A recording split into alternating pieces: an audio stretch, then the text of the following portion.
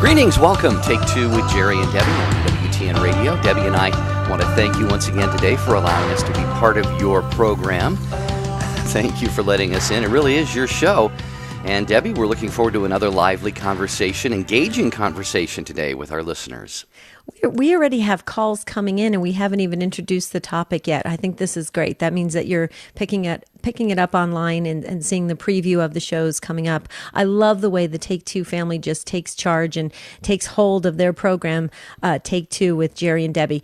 Jerry, if I may, just a couple housekeeping notes here that we have. First off, we have a lot of folks, Take Two family, asking if we're continuing praying for the intentions that we did with Who Are You Praying For show, January 2nd. Yes, we are praying fervently, so please be assured of our prayers.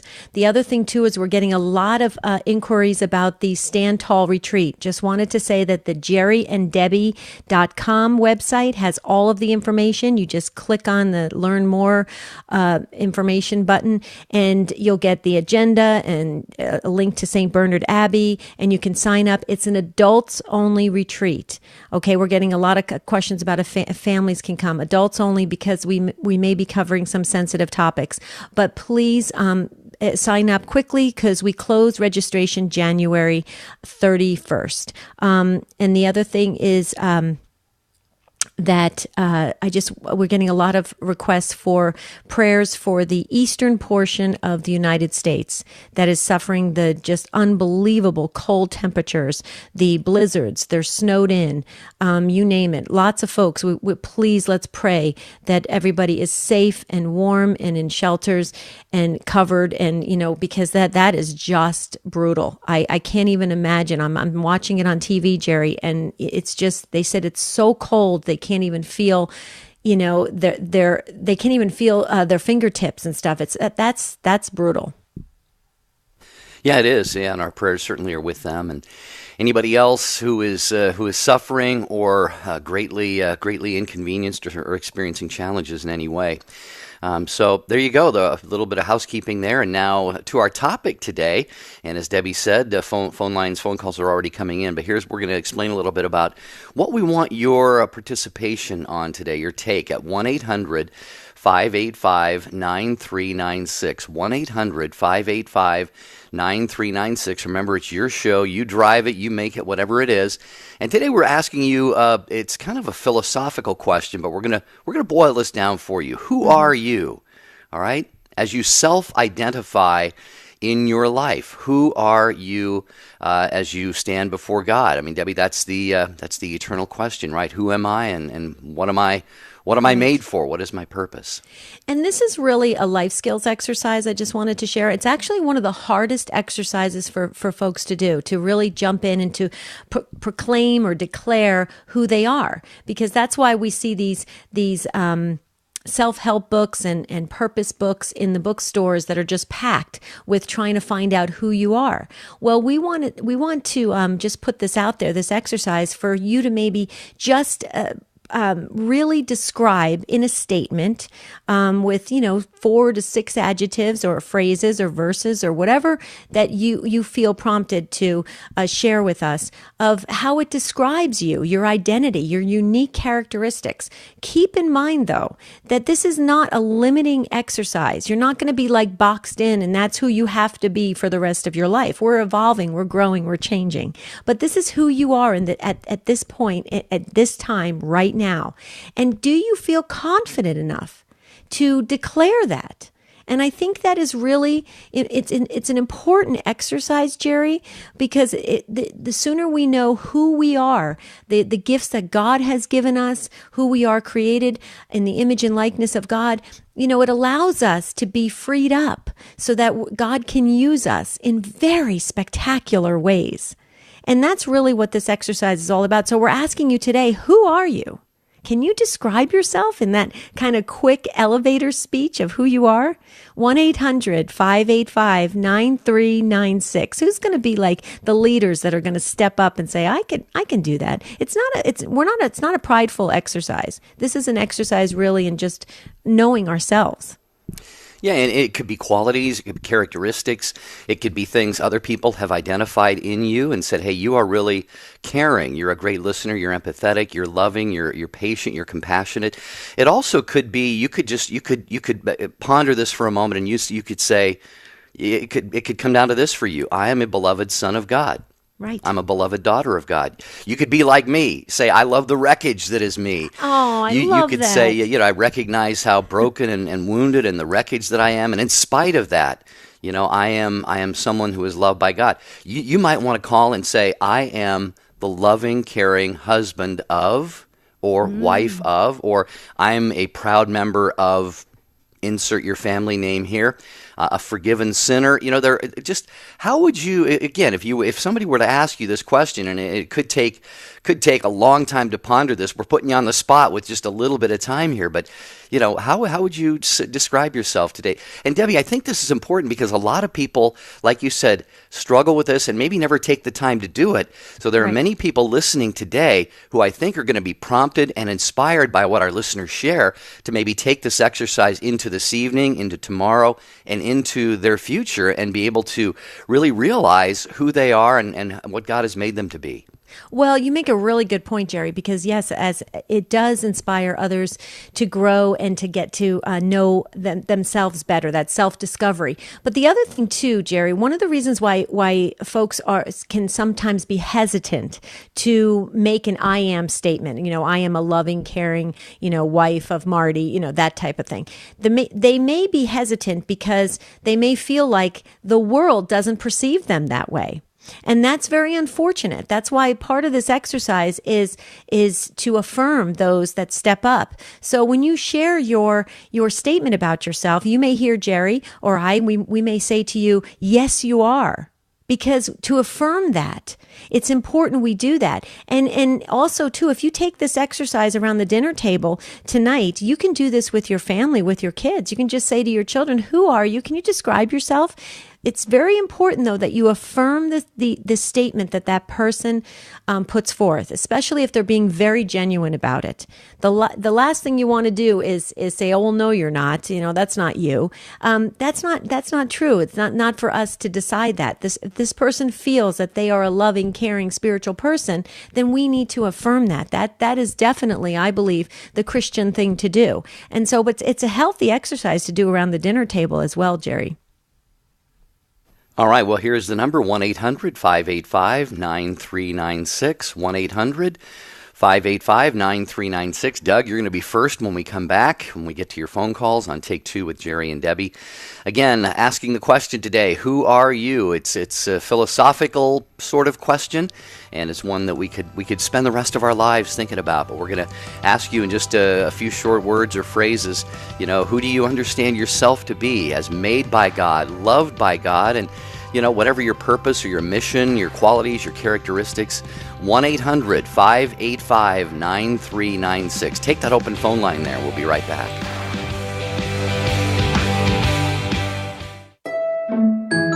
This is Michael Warsaw, Chairman and Chief Executive Officer of EWTN. Have a blessed Christmas and a Happy New Year from all of us at the EWTN Global Catholic Radio Network.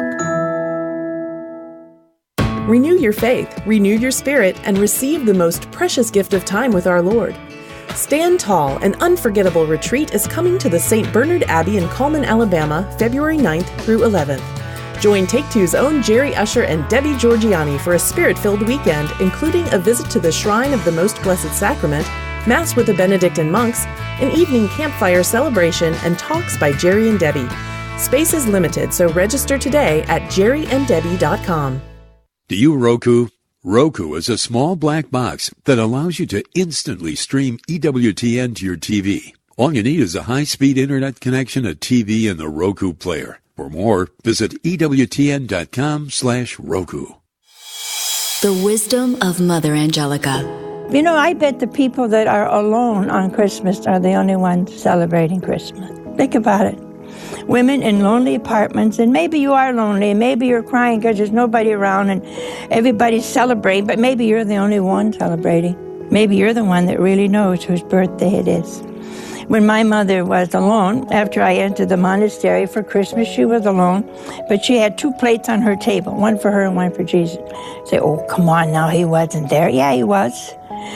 In spirit, he appreciated that she knew it was his birthday. But I wonder if she wasn't one of the few that understood whose birthday it was.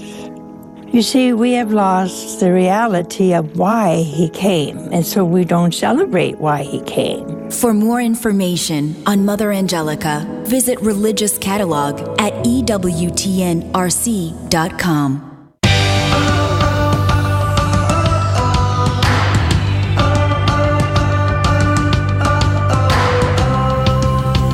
We can't say it enough. This is your show, Take Two with Jerry and Debbie. If you call in, then we know we're going to have a fantastic show. Here's the number, 1-800-585-9396.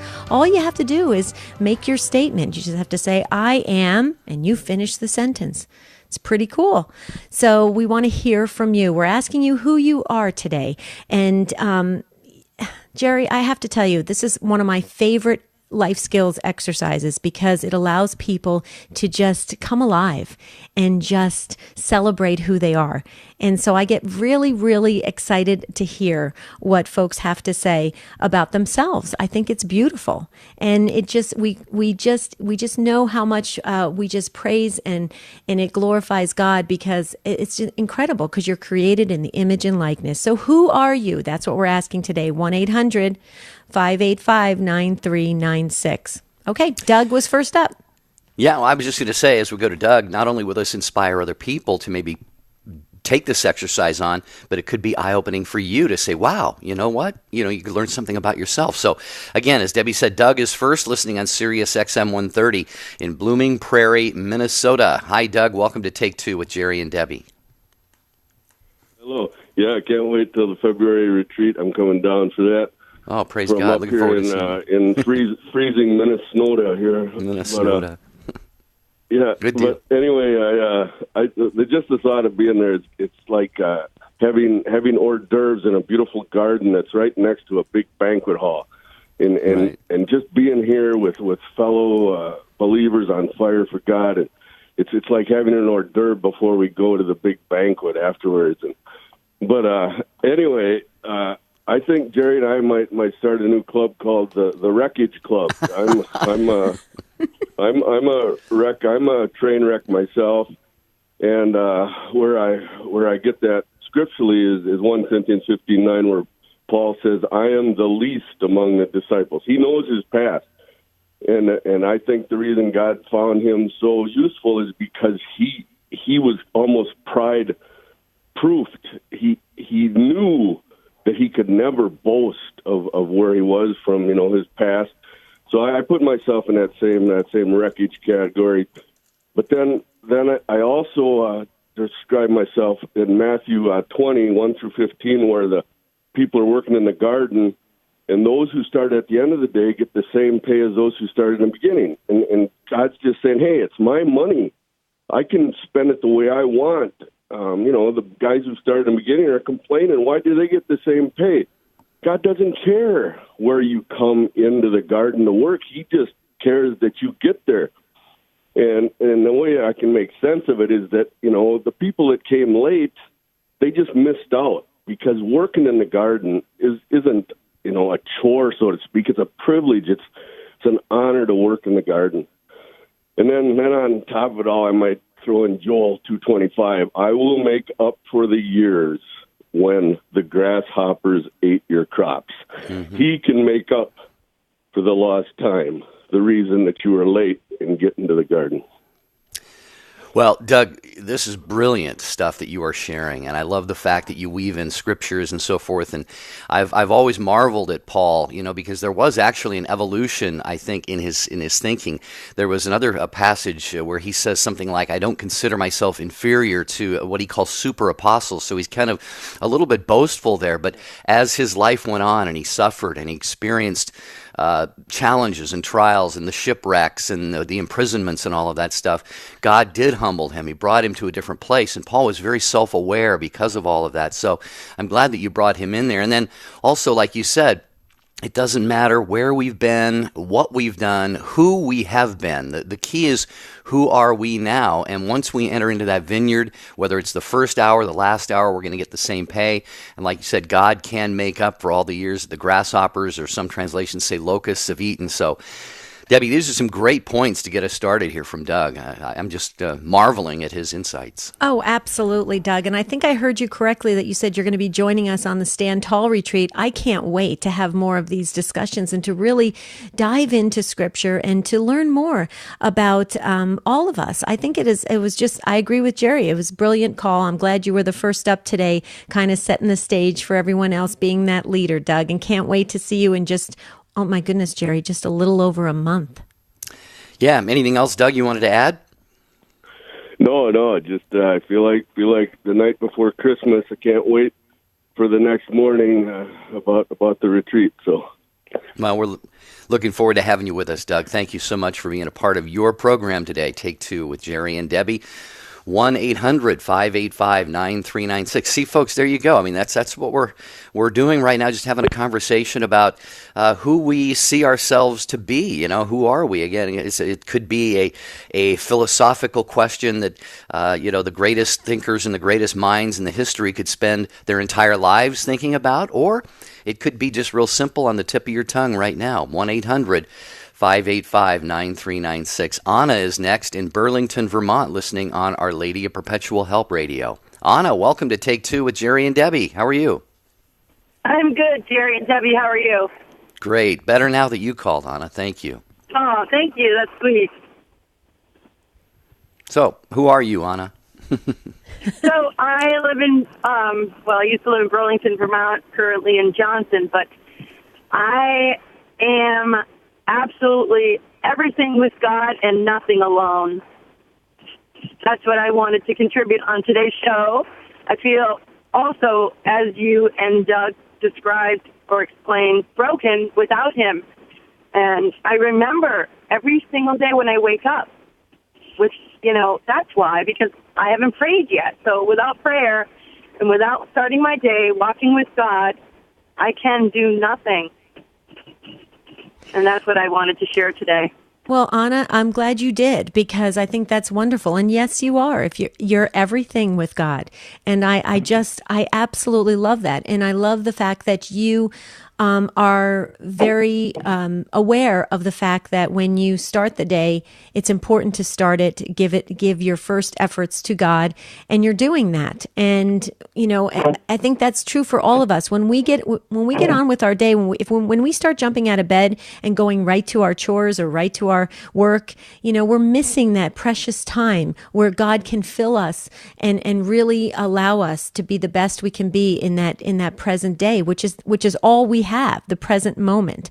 So I agree with you wholeheartedly, and I love the way you stated it, Anna. Let me ask you this. Do you feel that, how can you, let me rephrase it. How can we teach folks that? Because that's so important lesson, what you've learned. That out myself, actually. I have a daughter and a son, now a grandson, so I'm trying to reach them, to help them understand that there is absolutely no life without God. There's no, and not that people should just go and kill themselves. That's not what I'm saying. I'm just saying that the sooner that they can find him and realize that he is the one, the all, the everything, the answer to, to their headaches and their problems, the sooner that they can start to heal. And they're fighting it tooth and nail, and so that's really hurtful for me. It hurts my heart, and it hurts that knowing that they're going to have a long, hard road without walking with God. Not that I have an easy road. I just know the difference between the two, and that's my point. Without walking with God, I'm nothing, and when I walk with God, realizing, starting my day with prayer, and always turning to him throughout the day as much as I can for his glory and his mercy and his guidance, then my day turns out to be a more productive, more balanced, more focused day. Well, yeah, and I'll just weigh in quickly, Anna. That is very right on because, I mean, God is our creator first and foremost. It's like being unplugged from electricity, or the other analogy that comes to mind is like trying to make it through a day and make it through life without oxygen. It's unthinkable. I mean, it is that essential to our lives.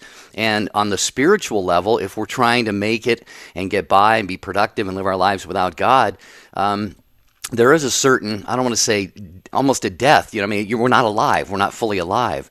And similarly, if we just went to any length of time without oxygen, we would not be able to survive in the physical, the temporal level either. So it is really that important. And we sometimes just think, Debbie, that we go through life and, when things get tough, we grab the oxygen bottle and take a little hit, Yep. and then we're off and doing our own thing again until we're like gasping for air, and then we go back to the oxygen bottle again. We need to just strap that thing on, and that oxygen is God.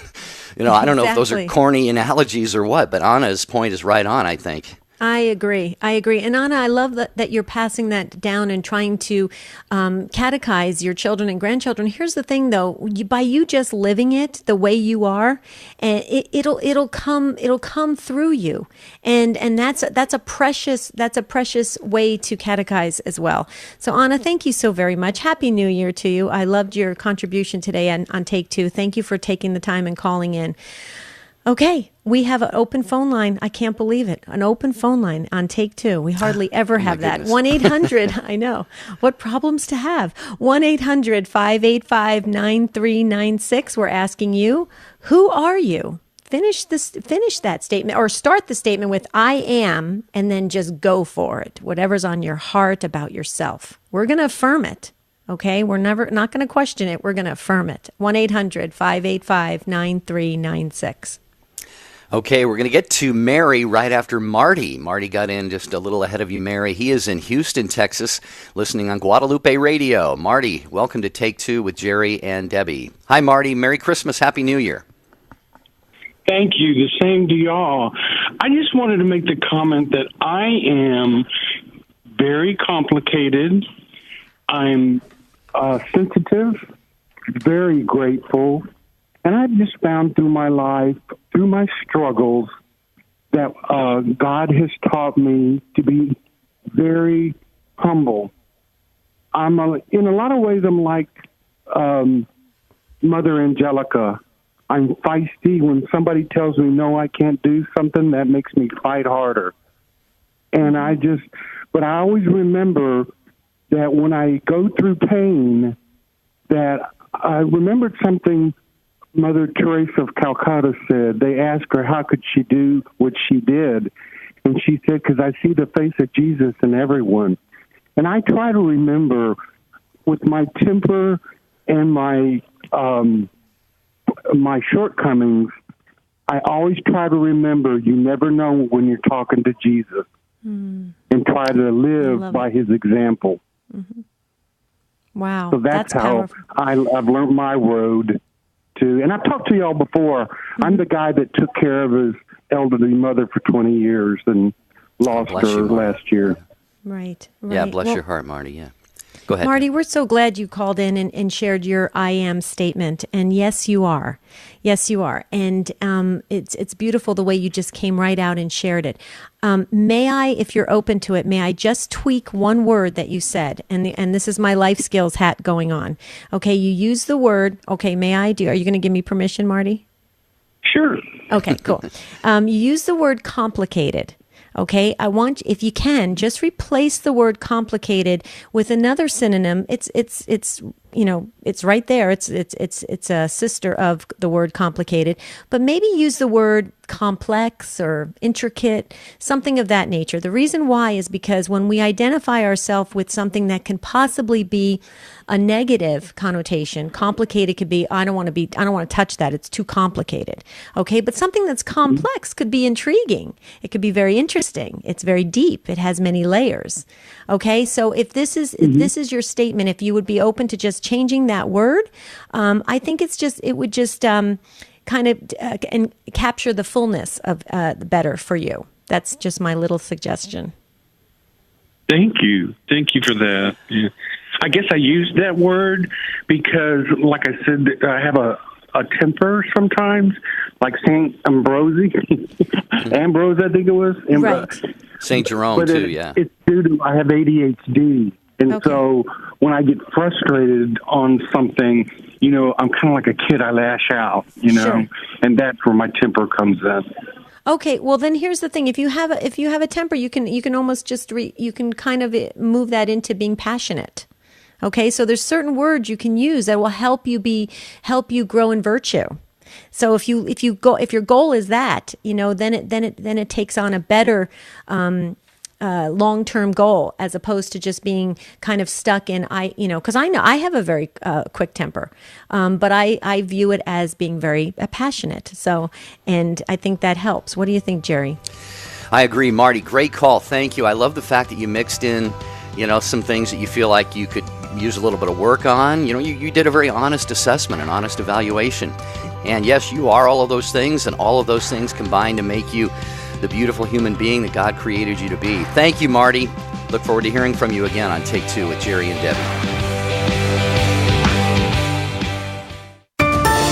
The Trump administration rolls back the Health and Human Services contraceptive mandate. U.S. bishops calling for the total elimination of nuclear weapons. Pope Francis offers prayers for the victims of the California wildfires. The U.S. House of Representatives has passed a bill banning abortions after 20 weeks. And Pope Francis says the death penalty is contrary to the gospel. Your link to news headlines Catholics count on at the top of the hour. Weekdays on EWTN Radio. As he was approaching death, the famous atheist Christopher Hitchens claimed that faith makes no difference at all at a time like that. That's the biggest load of garbage I've ever heard. I lost a dear friend to cancer last summer. She left behind 4 children. She felt agony and sadness just like anyone would, but it was filled with purpose. Her husband would hear her offering up her pain as a spiritual sacrifice. As she neared death, she would invite people over who were going through hard times so she could be there for them. She spent her last days loving and reconciling with family members and loving her husband and kids. Her last heartbeat was at the Amen during a litany to the Sacred Heart of Jesus. If there's no God, despair is the only appropriate response to death. But as Liz faced death, she knew she wasn't entering the abyss, but the presence of perfect love. That doesn't take away the pain, but it does change everything about death and about daily life. This is Chris Stefanik from RealLifeCatholic.com on EWTN Radio. This is Dan Burke from Divine Intimacy Radio. The long-awaited Messiah has come, the one who will set us free from sin and bondage and restore our relationship with God. The Messiah has come to the world, but has he come to your heart? Have you embraced him as your Savior? As we celebrate the first coming of Christ, we must not only consider his physical incarnation, but also our response to his coming. Have we made room in our hearts for the newborn King?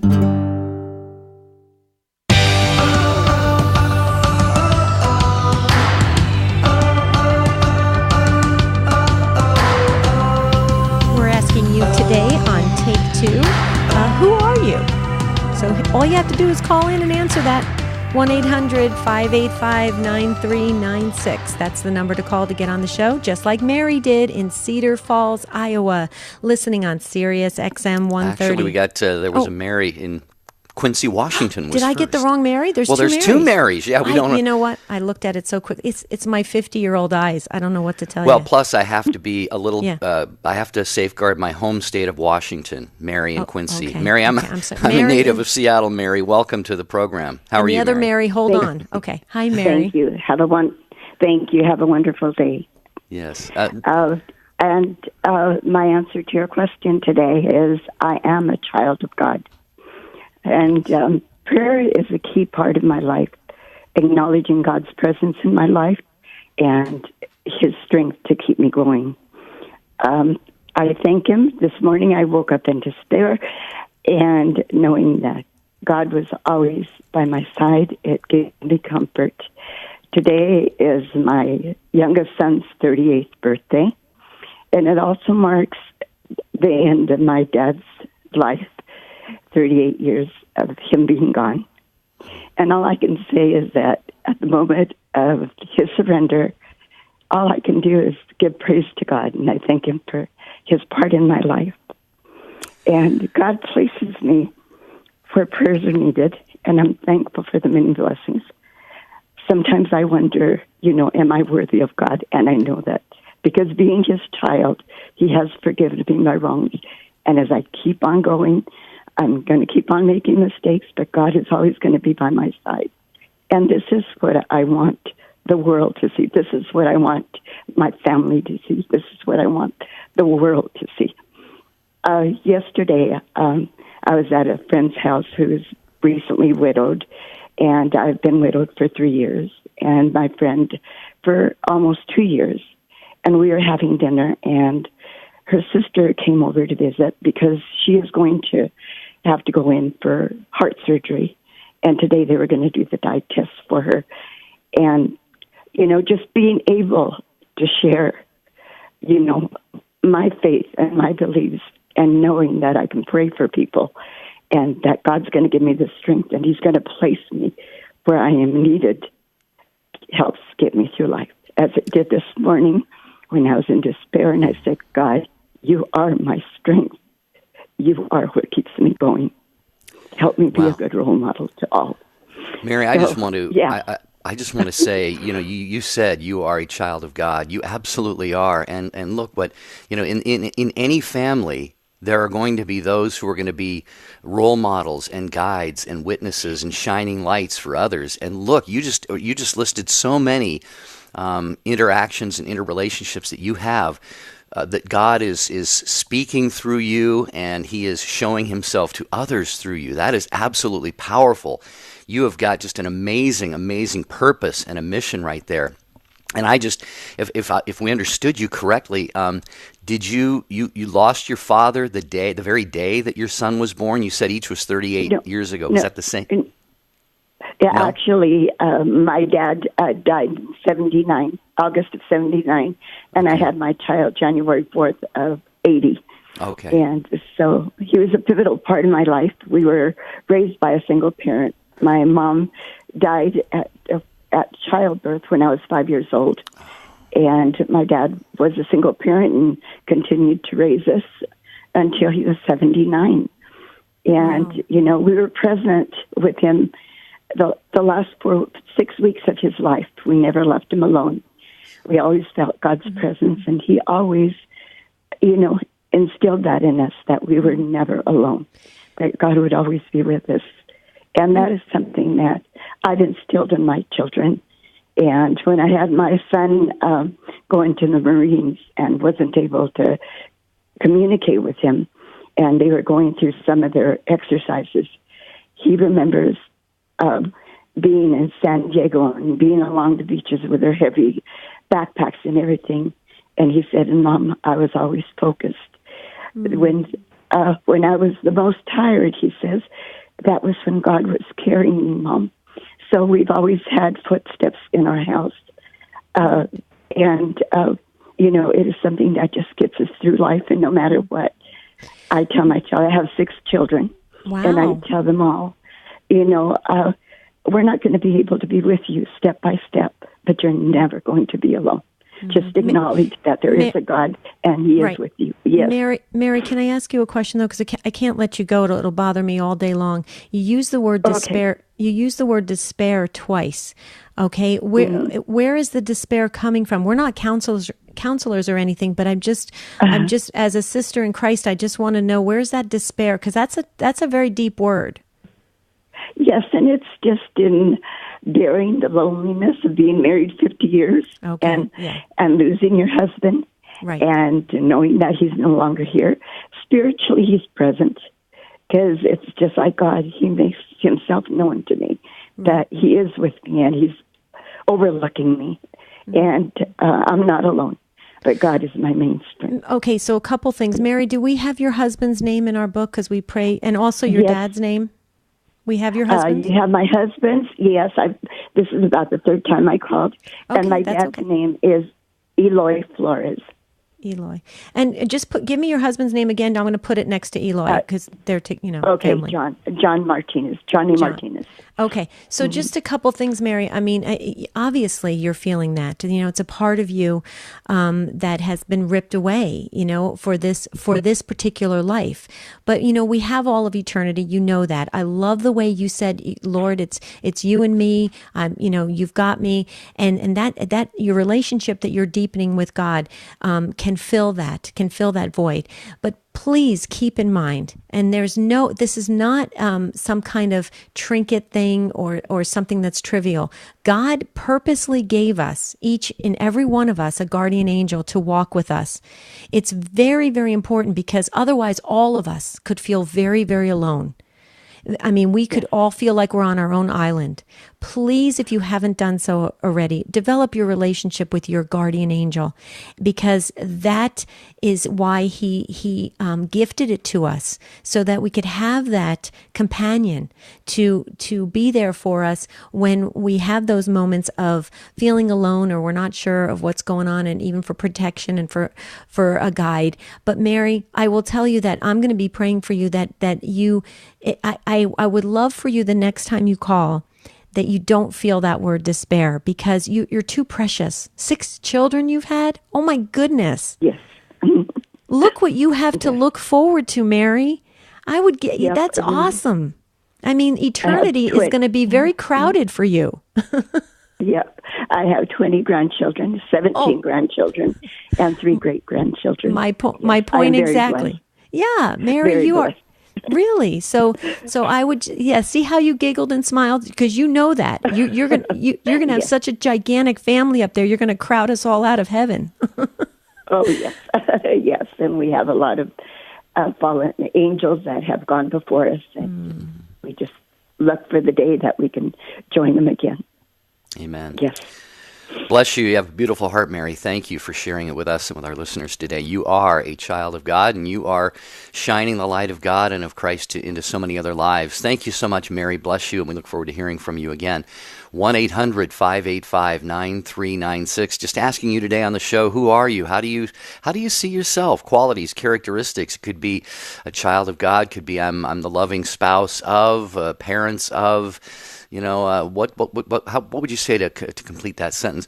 By the way, Dharma on YouTube, Debbie, said this: as an identical twin, I had always grown up with my sister and used the words we and us more than the word I. After I started living on my own, though, I had to step back and figure out who I was. Today, I can say I'm a good listener and I care for those around me. I cannot see my life without God, and while I love my sister, I have learned to love myself as an individual. That's a great, beautiful, inspiring journey that Dharma took. It's powerful. When I read that actually twice, I'm so glad you sent that in, Dharma, because that is very true. So many of us envy twins because we think, how cool is it? They can switch places in school, they can finish each other's sentences, but there is that identity where you're trying to really find your own individual identity and characteristics, and I think that is a wonderful statement that she wrote in, and of course we know you love your sister. It's an identical twin. All right, back to your calls here. Brody in Northville, Michigan, listening on Ave Maria Radio. Brody, you're up next here on Take Two with Jerry and Debbie. How are you? Hey, am I running right now? You are on, Brody. Welcome. Oh, that's absolutely extraordinary. I can't help but say how amazing I find Mary's story to be. You said that she's an inspiration, and I can back that up as being new to the situation. Listening to that, I'm absolutely inspired, 110%. There you go, Mary. Thanks, Brody. You asked, who are we? Yeah.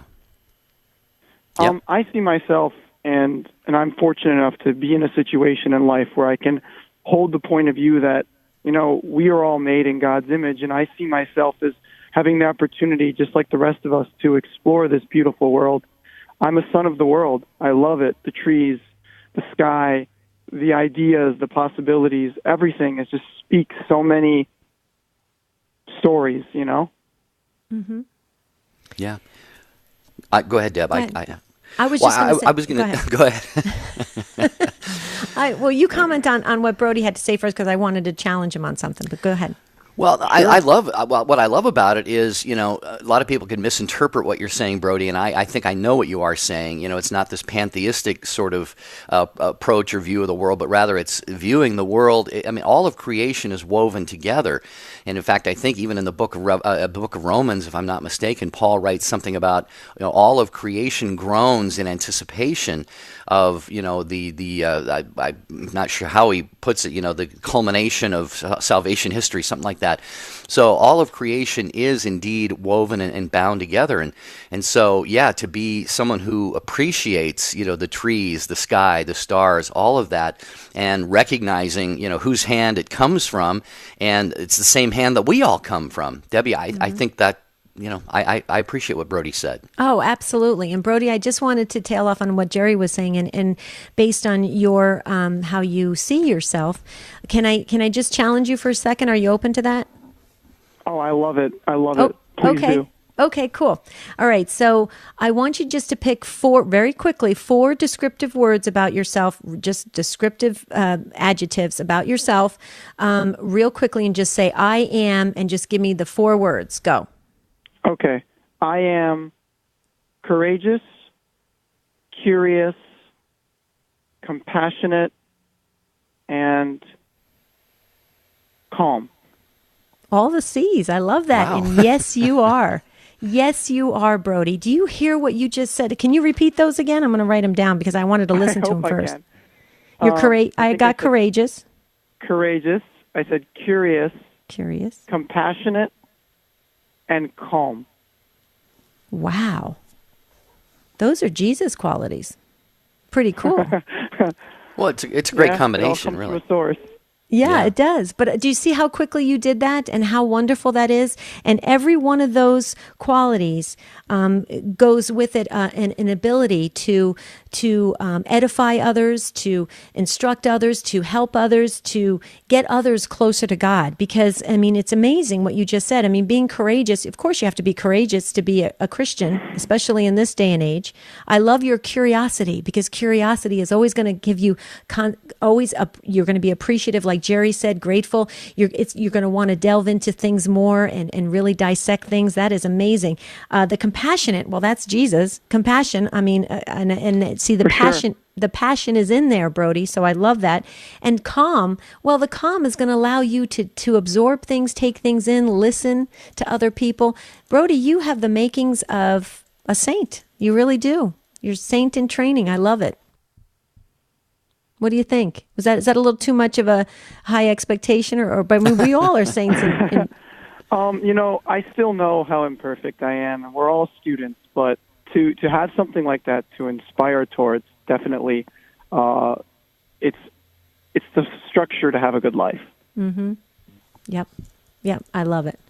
Well, what a great call. What a great contribution to this discussion. And you just did it so beautifully. Thanks for letting me challenge you. You took on the challenge strong, and you did it so well. So thank you for that. Thanks, Brody. Good to hear from you on the program. Hey, podcasting is another way of just really a little longer way of saying it is audio on demand. So in today's technology world, you can get whatever audio program from EWTN radio that you want when you want it. Just hook up your device, go to EWTN.com/podcast, and then you can have things downloaded right there to your mobile device, and it just makes life a whole lot easier listening to the shows that you love. Okay, we're going to go to Mary now in Cedar Falls, Iowa. Mary, thanks for waiting. We had a false start with you a few minutes ago. She's listening on Sirius XM 130. Hi, Mary. Welcome to Take Two with Jerry and Debbie. Hi, Jerry and Debbie. Thanks for taking my call. My contribution today would be that I am a masterpiece of God, one that is constantly, in the works. He's working with me. I started out as a hunk of clay, if you will, on a potter's wheel, and through my life experiences, he has shaped and molded me into what it is that he wants of me. And I'm able to look back through those life experiences and see the work he's done thus far. And from that, I've been able to gain a level of confidence that my hope is, anyway, that I'm able to share that with the world through my creativity and in other words, demonstrate what it is that God has created in me and through me, and shine that light to the world. And it's a work in progress that He's going to be dealing with all the days of my life, and not until I'm on the other side will I see the extent of the masterpiece that He created. But I do know that He's made enormous changes in my life, and for that I'll always be grateful, and I hope to be able to share that the love that He has put into me with others. Mary, thank you for sharing that. And, a lot of people would not have been, I don't think would have been as comfortable as you were sharing what you did. You're a masterpiece of God. You're molded and fashioned into what He wants you to be. And obviously that journey, that molding and shaping has certainly, I'm sure, included some pain and discomfort and some challenges along the way. But see, the thing is, God does create each one of us to be something specific. And it's kind of like household items, you've got a dining room set, if you've got a plate, if you had all plates and no bowls and no silverware, it would be kind of difficult to eat a meal, so you just like, people who create things create different pieces to all work together. God does that in our lives as well. And Debbie, when we allow Him to do that, we are the most useful for His glory. And it sounds like Mary is in a great position to be able to do that. I couldn't agree more. And Mary, I love how you use the word masterpiece, because that shows the magnificence of God. A masterpiece is a great production. It's a big, bold thing that is beautiful.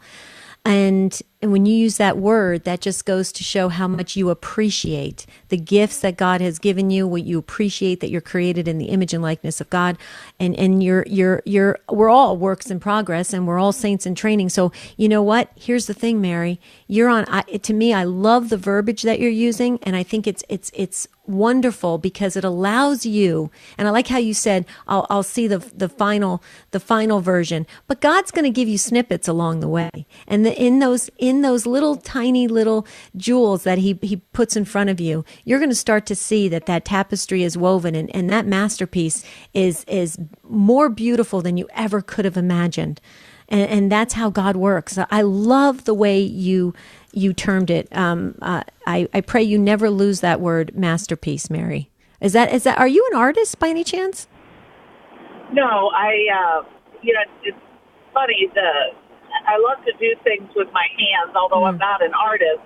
I love to cook and to bake, and that's how I show my love to family members and friends through food that I lovingly prepare for them. But the one thing I did want to mention is you talked about the struggles of life, and one of the things I was growing up was always so terribly afraid of was getting cancer. And 7 years ago, I was diagnosed with cancer, and it turned out to be the most beautiful year of my life, one filled with more blessings than I could have ever imagined. And I just have to believe that it was because I was willing to take on that cross and carry that for Him. It's my way of saying thank you for all you've done and what you're creating in my life. And I just reaped such amazing rewards from that experience. The one thing that I was most terrified of turned out to be the greatest gift of my life. Wow, isn't that often how God works? Oh, that's so God. Yeah, that is so God. And Mary, thank you. Thanks for sharing that added little account there at the end, because that really does help to put a new light on what you shared previously to that. And you've been blessed, Mary. You've been absolutely blessed in so many ways, and you blessed us and our listeners today too. So we thank you so much for that, and wish you a blessed new year and a great 2018. Take two with Jerry and Debbie, rounding the corner into the home stretch here, where we'll get to as many of you as we can. Just take you as you call in. And so that means Kathleen is next, listening on WSFI. She's in Lake Geneva, Wisconsin. Kathleen, you're on Take Two with Jerry and Debbie. Welcome. Oh, thank you, and good to talk again. I called probably a few months ago when you were talking about the Holy Spirit. Well, great to have you with us. Finally answered my prayer for me. And what I am an angel advocate. I have always loved angels, and people, I think, don't take advantage of the one thing that we have, and our angels, and they are a true gift from God. And let's face it, I mean, we're in difficult times, and we're in a war with the devil, and we need our angels. And I don't think people think of them that much. And it's just that, how should I put it?